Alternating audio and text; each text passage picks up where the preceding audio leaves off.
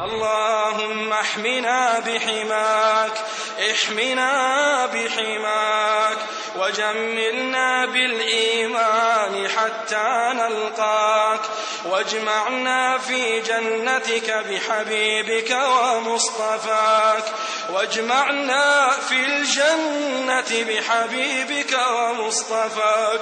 اللهم ارزقنا حب نبيك، حبا لا غلو فيه ولا جفاء. اللهم يا حي يا قيوم، يا حي يا قيوم، كما أيدته في حياته ونصرته في جهاده وحفظته من كيد أعدائه ومنعته من سفه السفهاء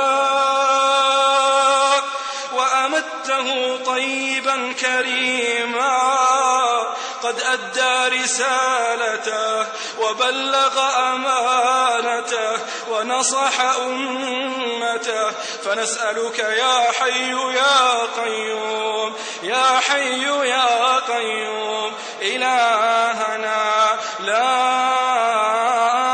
أغير منك ولا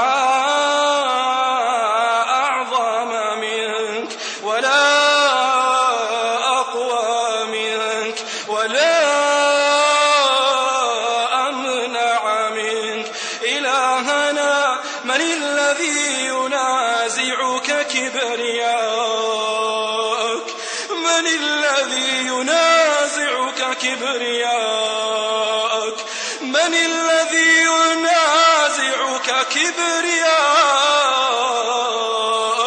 أنت الجبار المتكبر. إلهنا من الذي أردت أخذه فأفلت؟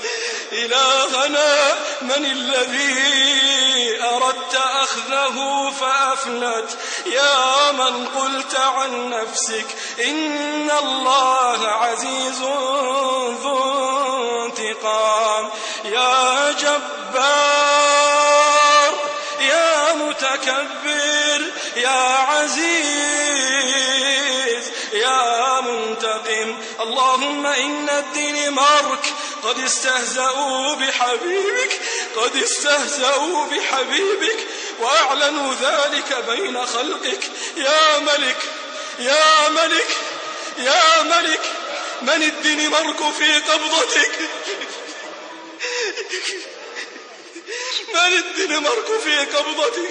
من الدنمارك عند عظمتك وجبروتك؟ اللهم إن لم تطعمهم لم يطعموا، وإن لم تسقهم لم يسقوا. يا رب من استهزأ بحبيبك، من استهزأ منهم بحبيبك ومن أقرهم على ذلك، فنسألك يا الله اللهم أرنا فيهم انتقام الحبيب لحبيبه.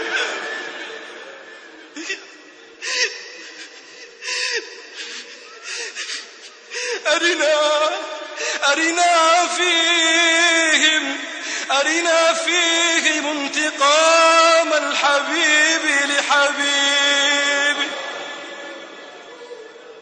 وغضب المحب لمحبه يا رب العالمين.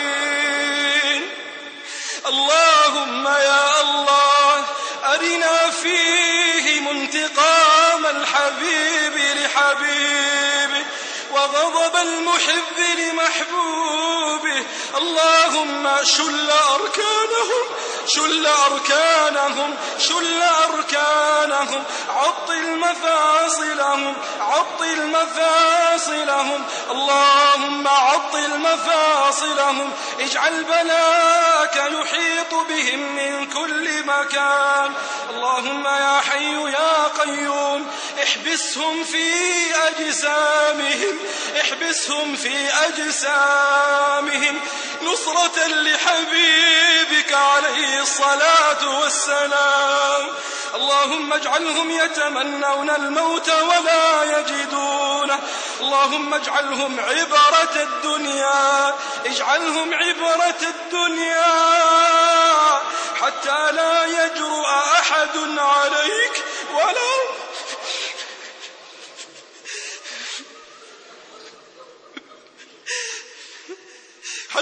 يجرؤ أحد عليك ولا على حبيبك ولا على عبادك الصالحين.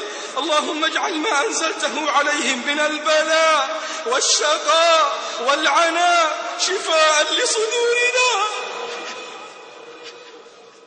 اللهم اجعله شفاء لصدورنا وروحا وريحانا لقلوبنا وضمائرنا.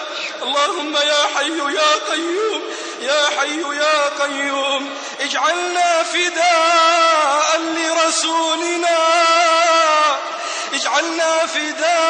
لرسولنا روحنا دون روحه.